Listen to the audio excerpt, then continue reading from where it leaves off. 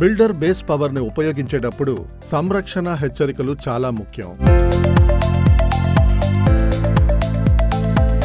ఇప్పుడు మనం చూడాల్సింది ఉపయోగించవలసిన మోతాదు. కావలసిన దానికన్నా 5 ఎక్కువగా మనం మిక్సింగ్ చేయడానికి ఒక డ్రమ్ముని తీసుకోవాలి. వీడియోలో చూస్తున్న విధంగా ముందుగా డ్రమ్ములో ప్రోడక్ట్ని పోసి మనం పోసిన ప్రోడక్ట్కి 5 నీళ్లు పోసి బాగా డైల్యూట్ చేయాలి. ఇది మనం ముందు చేయాల్సిన పని. ఒకవేళ బిల్డర్ బేస్ పవర్ మీ శరీరం మీద గాని పడిందంటే శుభ్రమైన నీటితో దాన్ని కడిగేయాలి.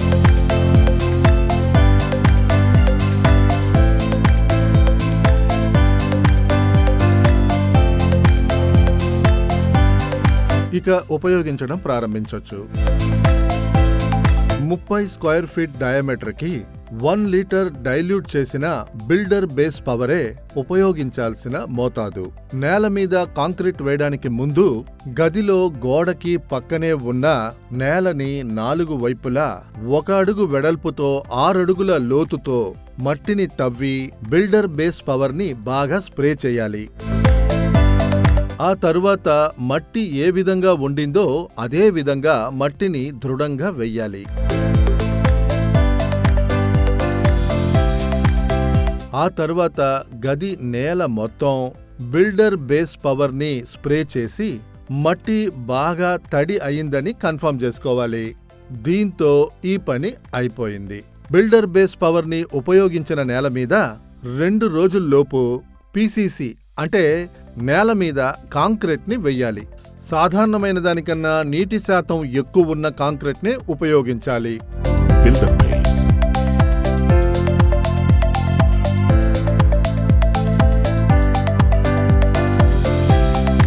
బిల్డర్ బేస్ పవర్ ని ఉపయోగించేటప్పుడు సంరక్షణ హెచ్చరికలు చాలా ముఖ్యం. ఇప్పుడు మనం చూడాల్సింది ఉపయోగించవలసిన మోతాదు. కావలసిన దానికన్నా 5 ఎక్కువగా మనం మిక్సింగ్ చేయడానికి ఒక డ్రమ్ముని తీసుకోవాలి.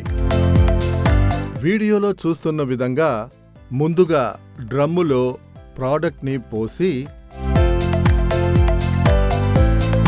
మనం పోసిన ప్రోడక్ట్కి 5 నీళ్లు పోసి బాగా డైల్యూట్ చేయాలి. ఇది మనం ముందు చేయాల్సిన పని. ఒకవేళ బిల్డర్ బేస్ పవర్ మీ శరీరం మీద గాని పడిందంటే శుభ్రమైన నీటితో దాన్ని కడిగేయాలి.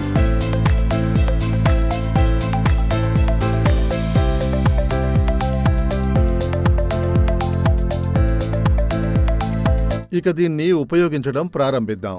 ఈ ఇంటి నేల మీద కాంక్రీట్ వెయ్యబడింది.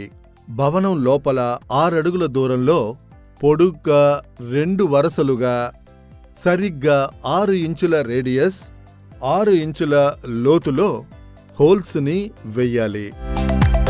గోడకి అతుక్కొని ఉన్న నేల మీద గోడకి సమానంగా గోడ నుంచి 3 అంగుళాల దూరాన్ని ముందుగా వదిలిపెట్టాలి. ఇది దేనికంటే డ్రిల్ చేసేటప్పుడు నేల పాడవకుండా ఉండడానికి.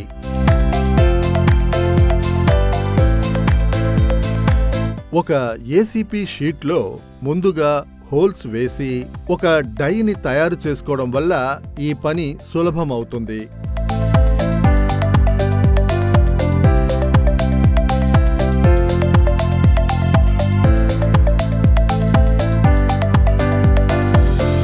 బోల్టులతో మూసి ఈ విధంగా బ్రష్ చేసి ధూళిని శుభ్రం చేసేటప్పుడు మళ్లీ హోల్స్ లోకి ధూళి వెళ్లకుండా మనం అడ్డుకోవచ్చు.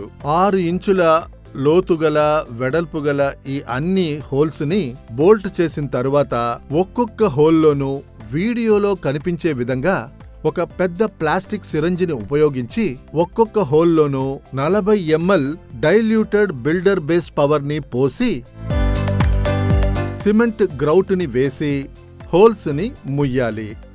దీంతో ఈ పని అయిపోయింది.